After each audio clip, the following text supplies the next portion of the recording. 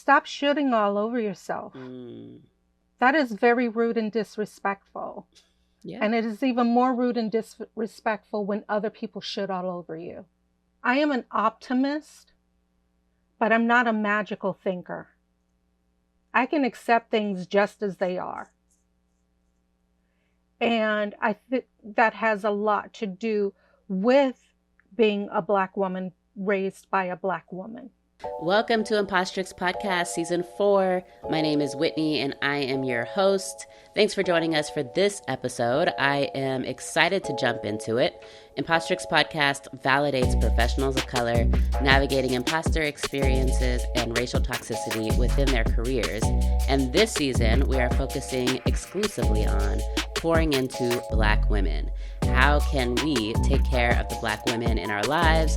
If we are a Black woman, how can we pour into ourselves? How can we receive the pour from others? So this episode is going to be about that and all the episodes within this season. So sit back, get your listening ears on.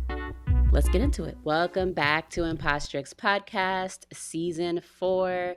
Today's episode is a special episode for me because we are talking to Toni Kennedy, who is the creator, the mastermind behind what has become my family's favorite, kids podcasts, but really media, their favorite media, and that is the podcast, What's Poppin' Penny. And so we're going to talk a little bit about that during this conversation. But as you all know, our theme for this season is pouring into Black women. And so we are going to use What's Poppin' Penny to kind of segue into how Miss Toni cares for herself, living in a multi-generational household and doing all the things. So I am really excited to have you on, Miss Toni. Can you introduce yourself? Hi, I'm so grateful and excited to be here with you today, Whitney. Words can hardly express, and I'm a writer. My name's Toni Kennedy. I am a grandma, mom, wife. I live in Florida, and What's Poppin' Penny is my brand new baby. Yes. A baby at 60. And you and I started our podcast around the same time, I believe, because yours started in October of 2023, right? Correct. Yeah, I started in July of 2023. Wow. Yeah, and I remember being in what was it? The Black Women's Podcast. What was it called? I can't remember what it was called because they just changed their name.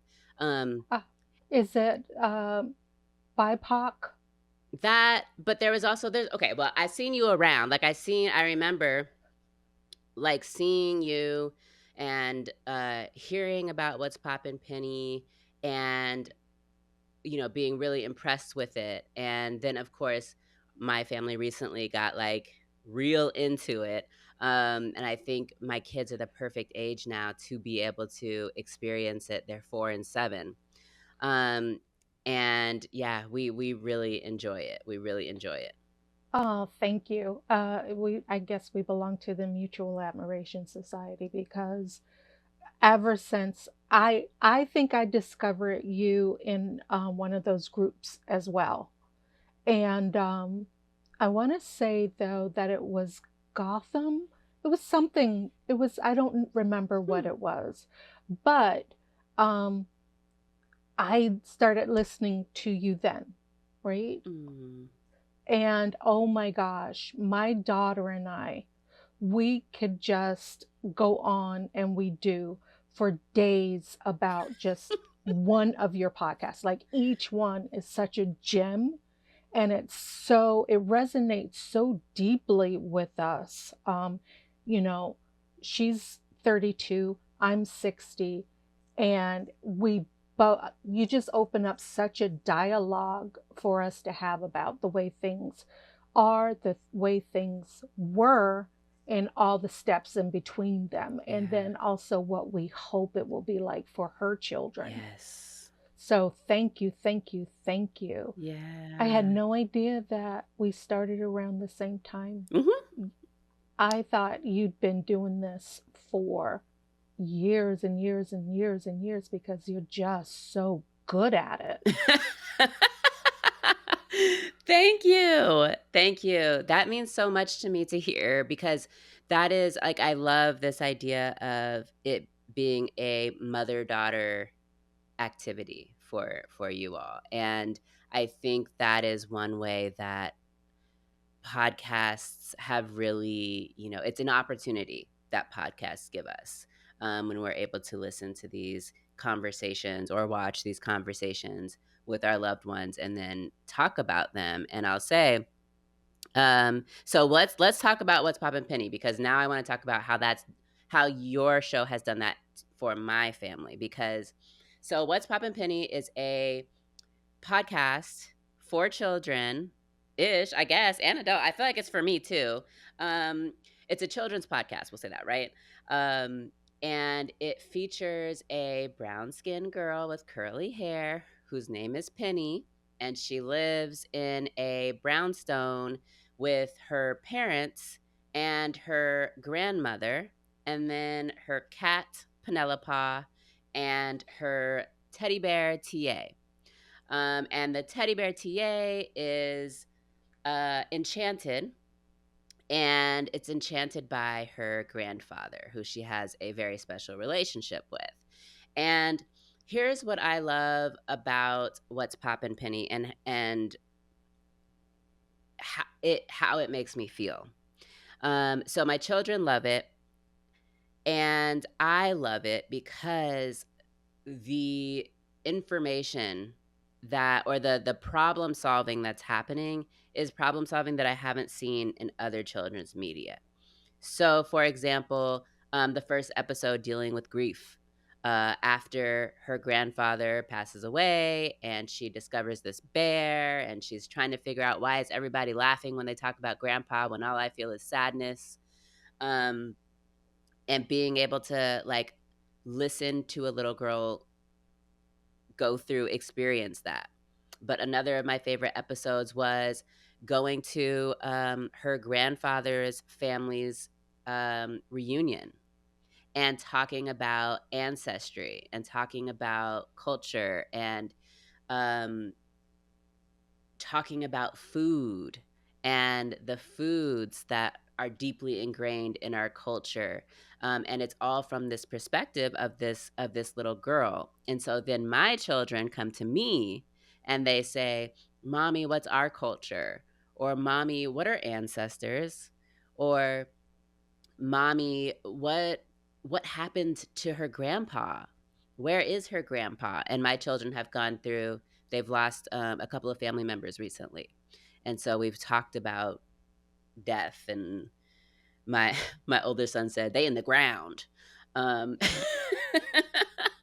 and when I was explaining cremation, my younger son goes, "So what is it? They go into an oven?" And then my older son goes, "Yeah, they toast."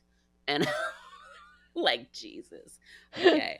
But anyways, it has created a space for us to be able to communicate and talk with our children about some of the things that they're hearing. And it's cool because the culture that they're learning about is a culture that's similar to their own. Um, and so that has been a true blessing in our lives. And I definitely recommend that anyone with children, young children, listen to this podcast. And I know that their kids are going to love it.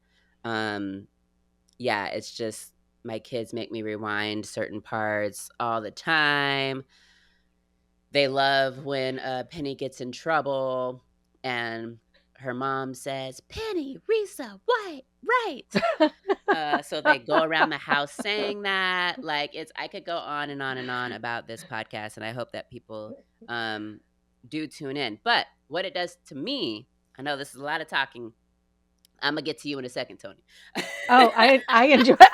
I'm in the familiar seat. I'm listening to you, so I am just chill over here. This is all good for me. So what it does for me, though, is models a type of parenting that I am not like.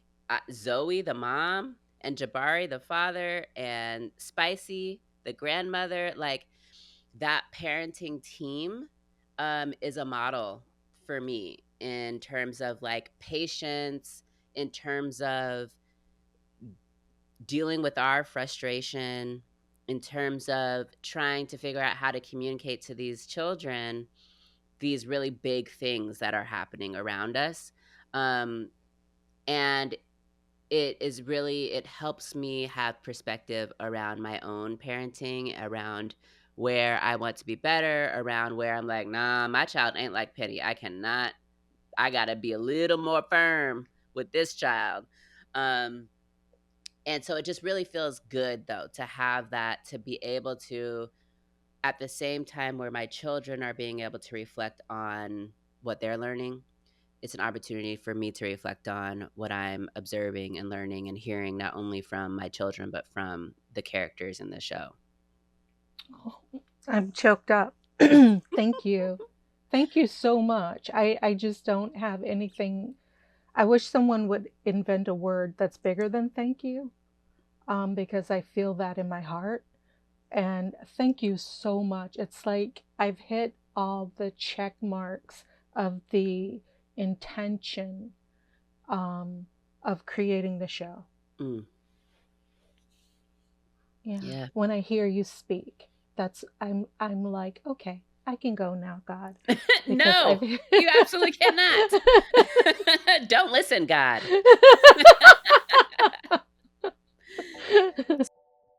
So let's pause a minute and just get real. You do everything for everybody. But have you taken a moment to care for future you? Getting your affairs in order isn't just about wills or trusts. It's about peace of mind for you and love for those that you leave behind. Ideally, we should all have an estate plan. And if you're in Georgia, Wills for the People can help you out.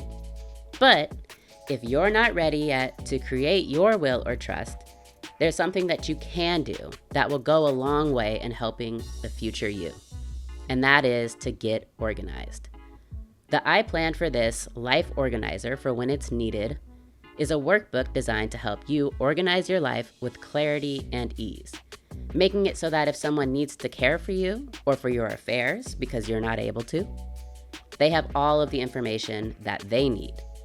No stress, no confusion, just a record made by you, about you.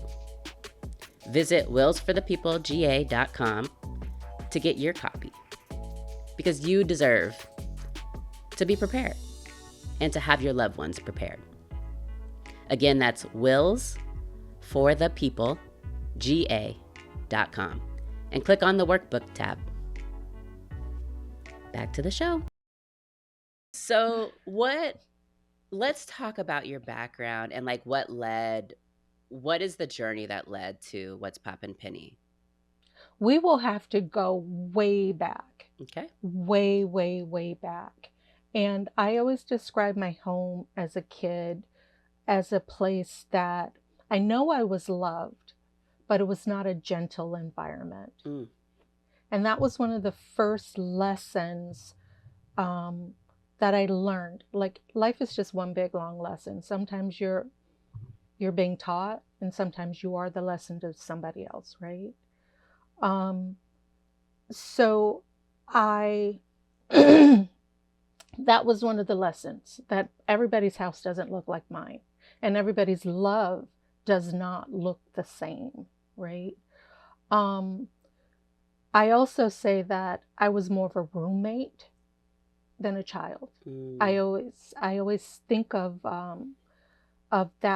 I wrote a blog once, and it says children are the other R word, and it's not romantic. A lot of people put a lot of romance around conception and around child rearing, a lot of romance around that. Children are responsibility. And for young women, I'll paint this picture for them. Imagine meeting a man who does not talk to you, only screams at you. And you have to guess what he wants. Is he hungry? Does he want a cuddle? Like, what's going on? He just screams at you. And then when he's not screaming at you, he's asleep. And when he wakes up, he wants something from you. That's children. And that's children like from day one. Yep. Not romantic at all. Right? Mm-mm. You would, if that were a man, you would run away from him. Like, I hope she's not describing her father, because man. No, that's a baby. Mm-hmm. So when I hear young girls or any woman of any age say, I want a child because I want someone to love, that's a notion that's out there. Yeah, but it's unrealistic, and it sets us up to feel like failures because we don't understand the assignment from the beginning. You're going to be pouring, and you'll need support to pour back into you, which is why my daughter and I love your show. You pour into us. You talk about the frustrations that we face. You talk about the joy that we face. You pour into us, and then we exchange that pour with each other, you know? But because these were my circumstances, I was a roommate, all of the things, right? I had to learn to parent myself. And I'm 60, so I'm at the bottom part of the baby boomers, right? So TV was a big part of our lives, that generation. We had like the Waltons and the Brady Bunch, and we had Good Times, and TV was a big part of our lives. But my family did not look like the families I gravitated toward. The first time I saw an adult talking with a child was Sesame Street. All the adults in my life, they gave directives. Sit down, be quiet, go here, go there, stop this, stop. It was the directives, right? And then I saw Gordon and Susan and Maria. They would just talk about the weather. Or, I mean, it was just conversation, and boy, oh boy, that was like one of the first doors to open that, oh, I can aspire to, even if I don't have those adults in my life, I can aspire to be that type of adult when I grow up. Yeah. And so that's what I started doing, like collecting them like Pokemons. I just started collecting the people that I wanted to be, not the actual people that I had. And because of this, I think what happened was the people I had didn't affect me as much. Oh, wow. They were temporary. Because one day, when I grow up, I'm going to move to Sesame Street and I'm going to be the Susan, you know? Yeah. And then another miraculous thing happened. I was in a library, and not even a section I was supposed to be in, and a book literally fell off the shelf and hit me. And it was a bright yellow book, and I picked it up, and it was called A Child's World. And what it was the psychology. It was a developmentally psychology of children. Oh, wow. And I checked it out. And so I started to learn about the history of child development. For instance, back in the 1600s, the French thought children were literally mentally incompetent. Like the word used was retarded, right? To mean slow. And that they would grow out of this condition. Now, I have a funny story about that because my mom had me when she was 43. And the doctor would tell her, caution her before I was born, that I may be mongoloid, as they would call it back then, right? Down syndrome is what it's better known. Right? Oh, but wow. back then they would say mongoloid. Okay. So he would caution her every appointment. And when she tells me that after I was born, she would look at me to see if I would turn Mongoloid. And at one appointment, she says, I told him, she's about 5 months old now. When will she turn? Like, when will I know when she will turn? And he was like, no, that's not how that works. She won't turn. But it's in perfect line. Her thinking is in perfect line of what child development was thought of. Right. Way back when. So having this book, every time I would meet, I would read the book just all the time. I never returned it. I still have it on my bookshelf. Those library fees are astronomical at this point. But it helped raise me in what was normal, like my curiosity. Yeah. Which that's children in a nutshell. Curiosity. Societal expectations on that curiosity. And for a lot of the times for children, it's to be tapped down, to be molded in some way.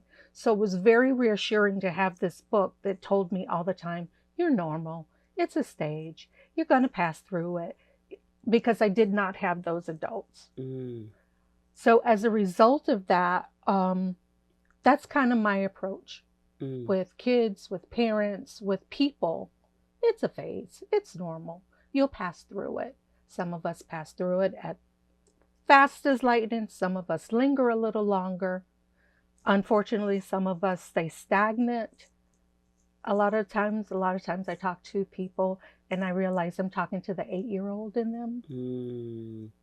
And they have just stayed at that developmental phase emotionally on certain issues. And it's okay because we can nurture and support that too. Mm. And so did you end up going on to study childhood development, or what? You're in childhood development, right? Yes, I was a preschool teacher for over, I always say over a decade, but then one day we did the math and it was like over 2 decades. You just But lost a no, decade there. yeah, I did. They say time flies when you're having fun.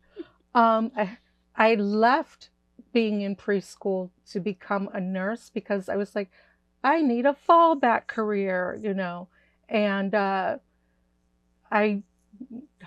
got that license, but I hauled butt back into the classroom because the way I put it was, I go home every day as a preschool teacher smelling like sunshine and finger paints. Mm-hmm. And then as a nurse, I went home with a completely different smell. Mm-hmm. And that was just like an emotional smell, not a literal one.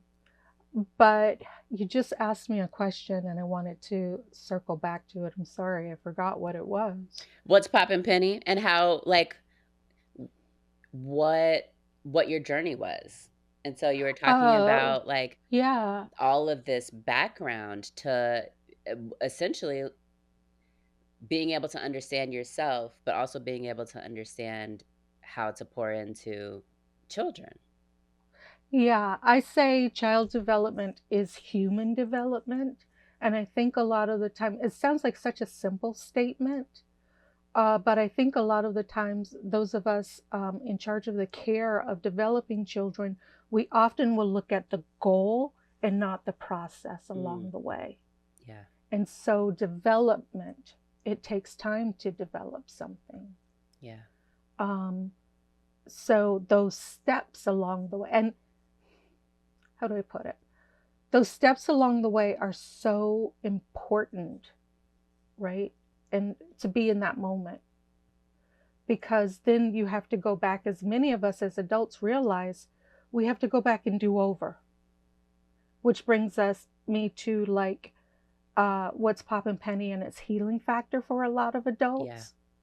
It's a big do-over. Because a very important step in their life was either completely missed or rushed through or deemed unimportant to develop. Yeah. And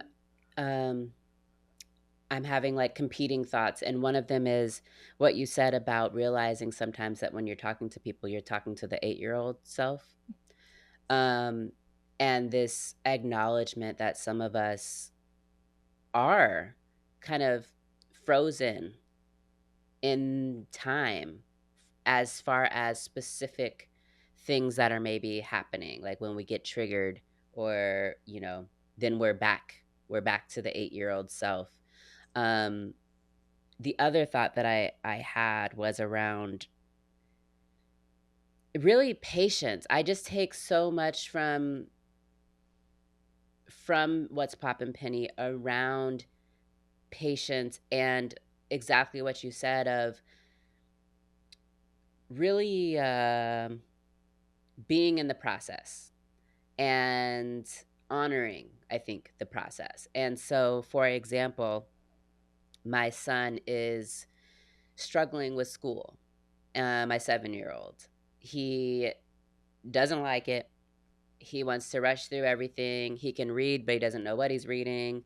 He can count and do math some ways, but not other ways. And he's not interested in learning all the various strategies that they have come up with in this life to do math. And my husband and I get super frustrated when we are working with him on it, because we don't understand why you don't understand. And last Friday, Thursday, we were doing his math work, and my husband got super frustrated, and I could tell, so I took over.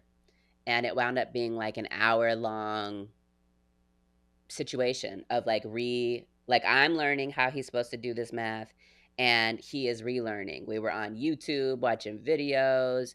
We were like, I realized that there is like these blocks that he usually uses when he's at school that he doesn't have at home. So then I cut out blocks and bought some on Amazon, but cut them out for that moment. And like, it was an hour-long process of understanding, or trying to understand, what the breakdown was. And so often I'm just not in the space. I don't have the mental capacity, it feels like. Or I think I don't have the mental capacity to spend that time. But I do. And remembering that it is the process. And that time with me, or with his father, doing the homework and taking the time to really understand what's happening, is going to encourage him and help him with his confidence now, but also as he grows and realizes, like, okay, some things I just need more time to Yeah. understand, or something like my brain just works this way. I need to have visuals. I can't be doing stuff in my head. Like, how many of us adults are like, oh yeah, we know that about ourselves. Yeah. And he's over here thinking there's something wrong with him because his brain isn't working like other people's brains, apparently. And if we get angry with him about that, well, we get frustrated, which he's going to perceive as anger, then what is that telling him? Yeah. That is so I'm glad you had that realization. That is like, I'm sure that has changed the trajectory of the legacy of your family for generations. Mm. Because, that's how that stuff works. It's Yeah. called cycles. Yeah. And in breaking that cycle that you've been in, whether it was something you were carrying forward or something that you just were initiating, it doesn't matter. Now your son has a whole different way of being that he will share with his family, especially around the process of learning new things. I think we forget transitions are the hardest part of life. It's not the thing that's hard, it's the transition of the thing. And kids are in constant transition. Yeah. Constant. We give them a pacifier, and then one day we say, oh, they asked for it, and we go, oh, you're too big for that. And they're like, what? I didn't even start this. You did. Like, when did this happen? What is going on? And then we get surprised by their surprise and their resistance to the change of it all. And then one day they're like, pick me up. And you're like, you're too big, man. And you're like, what? Mm-hmm. And then there's kindergarten and first grade. And don't even get me started on potty training, which is like a whole big thing for the entire family. And it's so important that parents understand that one simple process is the very first, well, for some people, it may start with to breastfeed or not to breastfeed, right? Yeah. But potty training universally is like the first time parents feel a outside pressure to accommodate somebody else's thoughts about their child. Mm-hmm. What, he's not potty trained yet? Huh. And we don't even go, what is wrong with you? That is not a normal thing to say to me about something so intimate happening in my home with my child. We go, oh, well, I'm going to work on it. I've been working on it. And I like that societal pressure of our children. That's the first time it actually happens. And that's why it can be so traumatizing for parents, because they feel like failures and failures and failures. And it's like, no, take that off yourself. Just no. But we don't always have the people around us to say, just no. Get out of here with that. As I used to tell my parents in the classroom, when they would lament about the potty training and when should I start, Miss Kennedy, and when should I do it and how should I do it? We've tried this and we tried.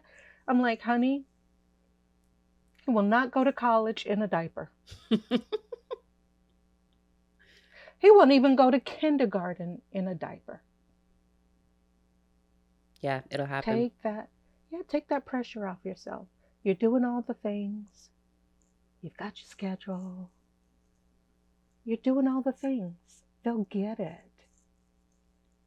And for little Larry, who was potty trained at 8 months, I had a friend say that to me.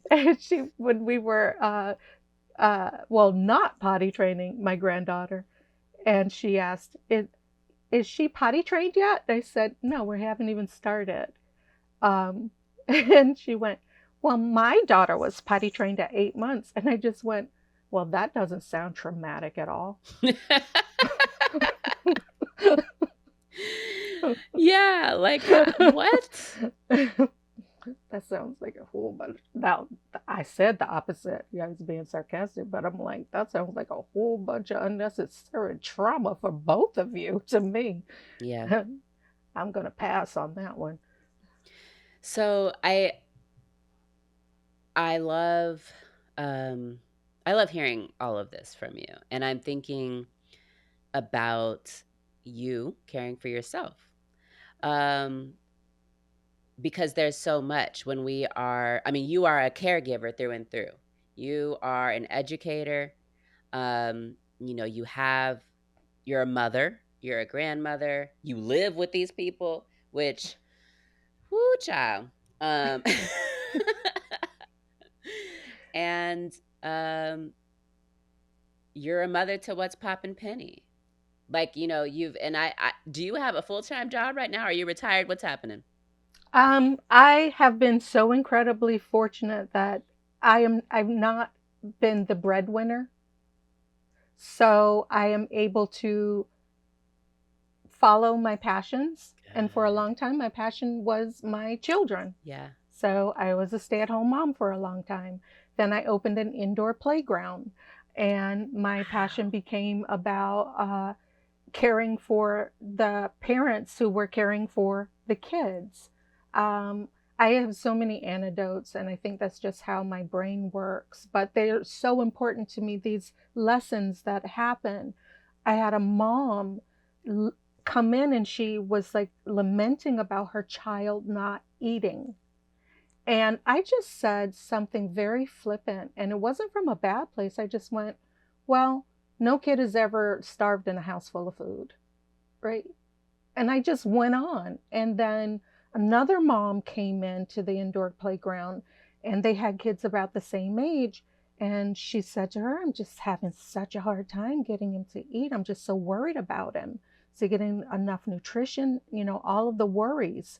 And I could overhear the other mom, and they're sitting on the floor, and I could overhear the other mom say to her, yeah, I've gone through that. Have you tried like sweet vegetables, like sweet peas Mm-hmm. and carrots, or rather corn, things with a sweet, like she took her seriously. This was a real concern.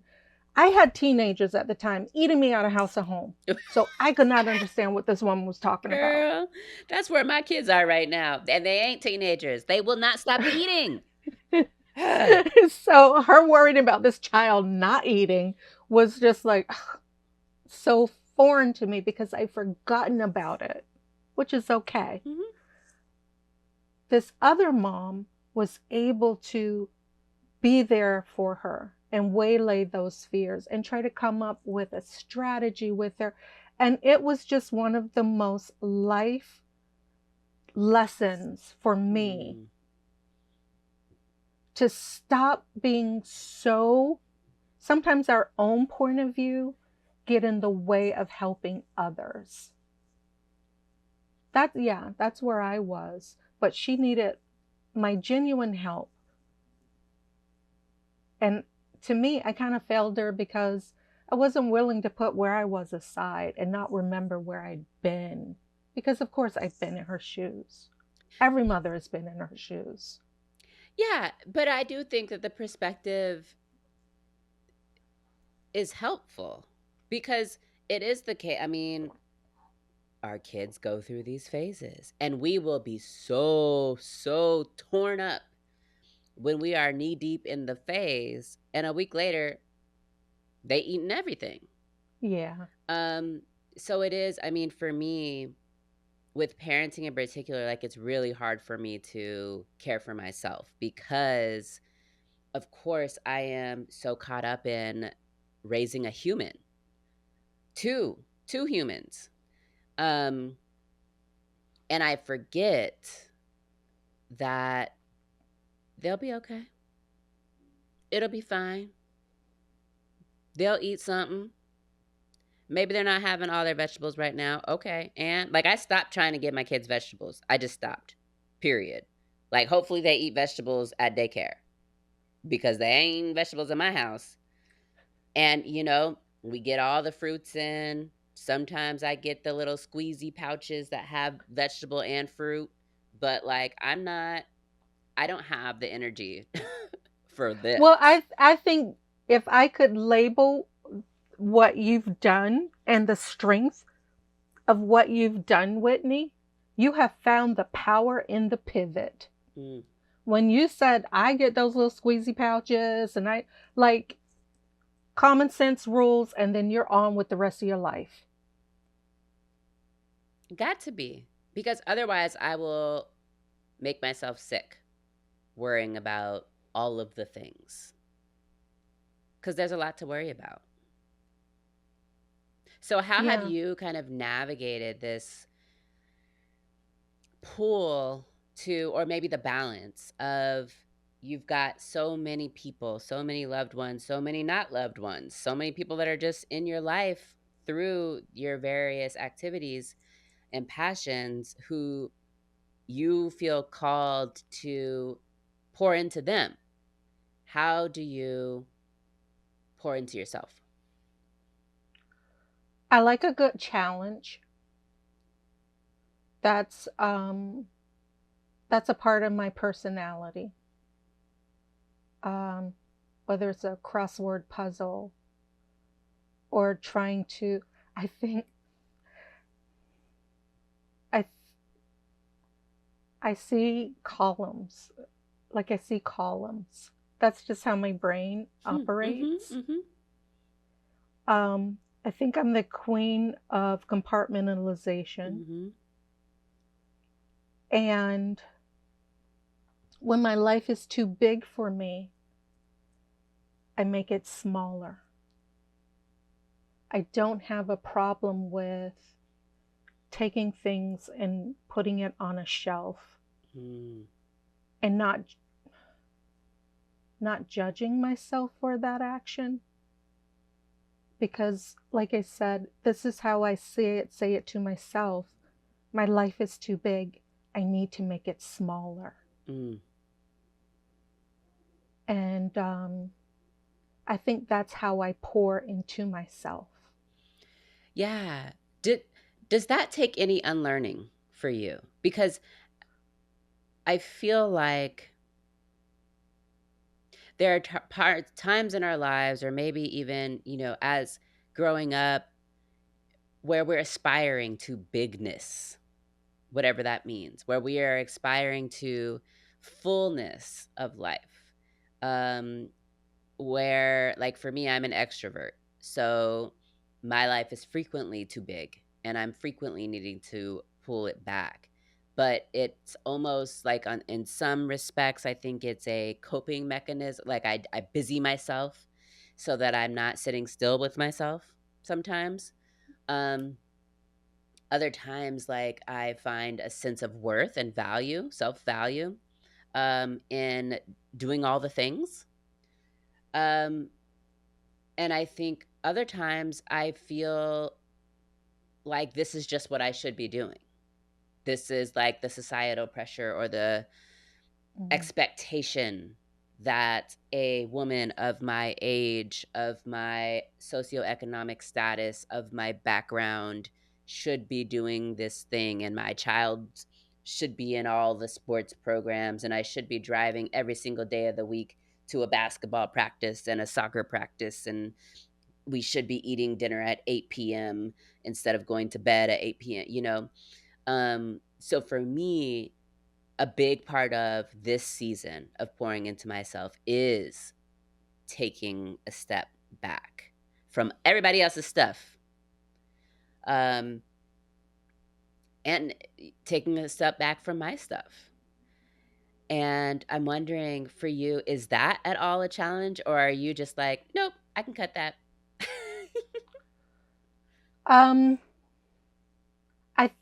Wow, that was a big question. And the thought that it brought up for me when you were talking is, stop shooting all over yourself. That is very rude and disrespectful. Yeah. And it is even more rude and disrespectful when other people shit all over you. Yeah. Magical thinking. I mean, I am an optimist, but I'm not a magical thinker. I can accept things just as they are. And I think that has a lot to do with being a Black woman raised by a Black woman. My mom grew up as a sharecropper. She had a very harsh life. 5th grade education, picked cotton, picked tobacco as a child, afraid of worms on the tobacco leaves, but still had to do it. Nobody was giving her any sympathy for her childhood fears, right? I once asked her as a child, as young as my granddaughter's 4, why do your shoulders go in right here? What's wrong with your shoulders? And she said, well, that's from carrying the heavy cotton bags and the heavy tobacco bags. When I was a kid, you put the bag on, and it made a permanent indentation in this child's body. Wow. Right? And remember, she's 43 when she had me, so she's in her 50s when I'm asking her these questions. And it still has a physical toll on her body. Her childhood, we called, that was a physical one, but now we've learned about autoimmune systems being affected. childhood has a physical toll on your body, right? But my mother did give me the gift. God gave me the gift of filter. My mother gave me the gift of being direct. So that was the first thing. I'm like, please, Whitney, stop disrespecting yourself. Take back your power. Mm-hmm. Take back your autonomy. Mm-hmm. We live, little things happen in my brain, and I'm like, okay. We walk among them, not with them. That was something that I got early, and I practiced early because I got it early in the church. I may be walking out here with all y'all, but I'm not doing all y'all. Mm-hmm. Mm-hmm. And mostly I'm just doing me. The other thing I got from the church was from Sister Williams, my Sunday school teacher. At one point, she made us kids, like when I was your son's age, she made us get a song that we were going to live our life by. Gave us the little red book, said, find your song. Got to walk with the song in your heart. So find your song. And she was dead serious. She rejected, so many songs they came up with because, I don't want to hear about this little light. No. I don't want to hear about he's got the whole world in his hand. No. I want you to get in them lyrics in that songbook, and I want you to find your song that you're going to live your life by. My song. Yeah, I don't want to hear it. I don't want to hear it. Because how you going to implement that on your day-to-day basis? Just walking around in God's hand like that. What you going to do? Wow. So my song that I chose was If I Can Help Somebody. If I can help somebody as I travel along, if I can help somebody with a word or song, if I can help somebody, I can sing it, but I can remember it better when I'm singing it, but I'm not going to hurt you that way. When they're traveling wrong, then my living has not been in vain. So I guess I don't want my living to be in vain. And therefore, my life is very personal to me. Yeah. It don't have to look like yours. Yeah. And I tell people all the time, I am not a nice person. A nice person will get up at 4 a.m. and take you to the airport. That is not me. Do not call me. My phone's off. But I am a decent person. I will always treat you the way, even when I don't feel like it, I will always treat you in a way that when I reflect on it, I feel that God has helped me serve my purpose in that moment. And that's hard. Yeah. That has kept me busy. So I don't even have time to be all up in your life because I'm busy over here just trying to be this thing. Yeah. I liked you said, my life is so personal to me. And I think I'm hearing that with fresh ears, and just thinking about that it is mine. That it is mine. And it's not really up to debate. And that feels freeing. It feels freeing. So in your household, how do you keep your boundaries? How do you keep your boundaries with all these, with your grandkids and with your daughter?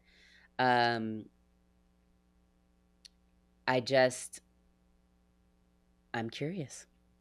I've never lived in a multi-generational household, and that is such a common experience for particularly Black folks, but for a lot of different communities. And I'm curious about how you're able to keep your life yours. Emphasizing, right, works both ways. First noticed it when my kids were adults and they come home to visit and they were around each other. Big sister had a tendency to the little brother, even though they were adults. Mm-hmm. And it would say, don't little brother him. And it's a whole new way they had to learn to interact with each other. Again, transitions. Mm-hmm. If you want me to treat you like an adult, you can't mom me. It can't be a switch you turn on and off. Yeah. And so through bumps and interactions and bumps, and you get, you have to go through that transition. The biggest life lesson for me that I had to personally take on was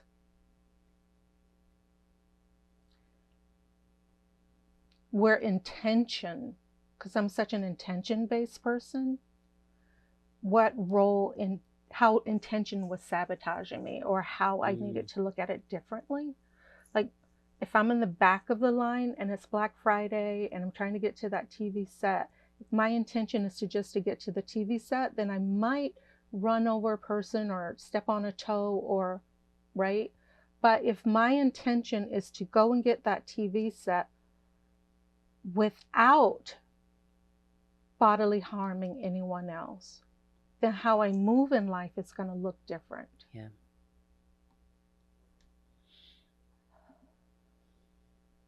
So widening that intention and understanding the consequences of the intention, right? Like all of the consequences, just by adding to the intention, makes you move differently in life. So my intention was to be a support system for my daughter, to be a support system for my granddaughter, but I only knew that as a mom, what that looked like. So I moved like that a lot of the time in the house. And all of the conflict that ever happened came around that. Because that's what moms do. Yeah, but you're not in mom role. Not. You're not that grandbaby's mother, and not my daughter's mother. Right, you guys are adults. I've already done the thing God asked me to: raise them, keep them, up to age, let them know about the Word of God, let them. I was the keeper, and now, whatever their life is going to look like, that's between them and God. I did my part. But that's hard to just turn off, like I said. So it was how I'm answering your question, I hope. How it all came to look like self-care for me was, as the kids say, stay in my lane. How do I stay in my lane? Widen my intention. If my daughter was my neighbor across the street, and I'm not this type of person who just says anything to anybody, and I know that about myself, would I talk to my neighbor the way I'm about to talk to my daughter? And understanding all those precious memories that I have of her and her brother, all those little things that I have of their developmental stages, right? And that wonder that they had, and those gifts of being there with them as they're going through that. Why would I take that away from her just because we happen to live in the same house? Those are her gifts. Those are not my gifts. And there's something bittersweet about it. But there's something bittersweet about life. And I think that's how, when she gets overwhelmed sometimes, I don't go in, because a part of being an adult that is that ability to ask for help. Yeah. If you ain't asking, I ain't giving. That's something that I'm working on the other side of things. Like, well, no, I guess that exactly that. If you're, I'm stopping butting into somebody else's problem to help them. I'm not going to spend my energy on that anymore. Now, if you want my help, let me listen and let me help you. But a lot of times, these people don't want my help. I just think that I'm so great. You just can't. I don't think, and I don't know you this way. You know you better. I don't think you think you're so great. I think that you are so competent and so caring that you want to lighten someone else's load. Mm-hmm. I ain't doing And that no that's more. not a bad thing. Yeah, but Yeah, it's not a bad thing, but it's a thing. It's a thing that results in my load being heavier. Yes. When they haven't Yeah. even asked. Nope. My thing is the lie I didn't ask for. Like, why give me the lie I didn't even ask for? If I asked for something, right? If I asked you, Whitney, may I borrow a cup of sugar? And you got a whole pound in there and you're like, no. That's one thing. But if you come to my door and knock on it and be like, Toni, I got a pound of sugar, I'm going to give you a cup. And 7 hours later, 3 days later, 4 weeks later, I'm like, why did you even come and give me that lie? I did not even ask. Mm-hmm. But I'm trying to fit. That's what that we were talking. You said something that triggered, like, where am I struggling right now? Like, you're struggling with the, staying out of people's way. My thing is, how do I get over the lie I didn't ask for? Because it will stick in my craw. It can be petty, but it will stick in my craw. And I'm like, help me with that one, God. Help me with that one. Mm-hmm. That's funny. So we talked a lot about what's Poppin' Penny, and I've got one question that I've been dying to ask, and that is, are you spicy? So for people that haven't listened, Spicy is the grandmother. And I hear you in her. And not necessarily like your voice. Like, I'm not asking, is that your voice? I'm asking, is that character based on you? The name of the character Spicy comes from my daughter describing me as a grandma, as sugar and spice and everything nice. But I can be that other type of spicy too. Mm-hmm. Mm-hmm. So that's where the name Spicy came from, for the grandma, for Penny. Spicy is me, but Spicy was born out of my love for my sister Terry. Oh. My sister Terry passed away of ALS. I guess it's like 3 years now. Oh, wow. And when you I'm the youngest of 9. And oh, Lord. So when you come from a big family, there's usually best friends. Like, you'll find your best friend in your family, right? In one of your siblings. And Terry and I were best friends. She was 8 years older than me. So she was 8 when I was born. So I was like her little baby doll. Yeah. And my sister Terry had the type of, I'll put it this way. She is caring, but one of the things that I remember most when I start to grumble was something when I was a new mom and I was complaining to her about living so far up in these mountains and I'm all alone with the kids and he's never really around. He's always at work and he's always never really around and I need help. And my sister was sitting there and she said, so you're complaining about this house you went and asked for. Went out with the real estate agent, chose.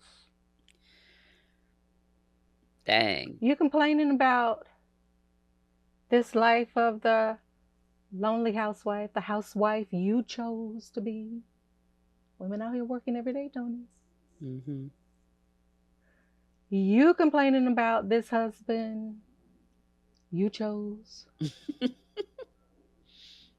You complaining about this job he's on all the time that brings food into your house and pay your bills and the car you drive. And that was my sister Terry. Accountability. I don't think I would have accountability if it was not for her. And that's exactly what I hear and what you're saying. And you had said something earlier too about, I think it was when we were talking about your life is personal, and that made me think of accountability as like a word for you. And that's, and just recently my daughter asked me if I was, like, looking back, she's like, are you okay with your life? Are you okay with your life, Mom? And I said, Paige, yes, but mostly because I chose it. Yeah. Not because of the things that happen in it. And there's something I can live with that if you choose it. Yeah. Things that are thrust upon you, no. But when you know you have actively chosen the thing, then it's like I bought a dog and it barks. I'm going to be upset because I got a bark in my house? Right. I went out and chose a dog. Yeah. And there's something for me that's very, I'm all right with that. Wow. This conversation has been great. Thank you so much for joining us. Can you let listeners know where they can find you, where they can find What's Poppin' Penny? On Instagram, I am Hey, What's Poppin' Penny. And that's true of TikTok and all the socials that I'm on. And on LinkedIn, I'm Toni, Toni, Kennedy, Kennedy. And then on YouTube, I'm also Hey, What's Poppin' Penny. Awesome. Thank you so much. And Toni and What's Poppin' Penny are a sponsor for us this season. And so thank you also for your support of the show. Oh, thank you for the joy you've brought into our lives. Thank you so much, Whitney. All right. Until next time, y'all, be validated. Thank you so much for listening to this episode of Impostrix Podcast. I hope that you got what you needed. If you're ready for more, feel free to go through the other 3 seasons worth of amazing episodes that we've put together for you. I want to hear from you. I want to know how you related to this episode. So if you're listening on Spotify, feel free to answer the question or send a text. You can do that through your Spotify app. If you're listening elsewhere, make sure that you follow me on Instagram at Impostrix Podcast. And if you like to text, go ahead, go to the show notes, look for the link for the WhatsApp community, because we just got it started this season for season 4, and I love to chat, so hit me up. Also, thank you to Chris at Digital REM for editing this episode. Until next time, be validated.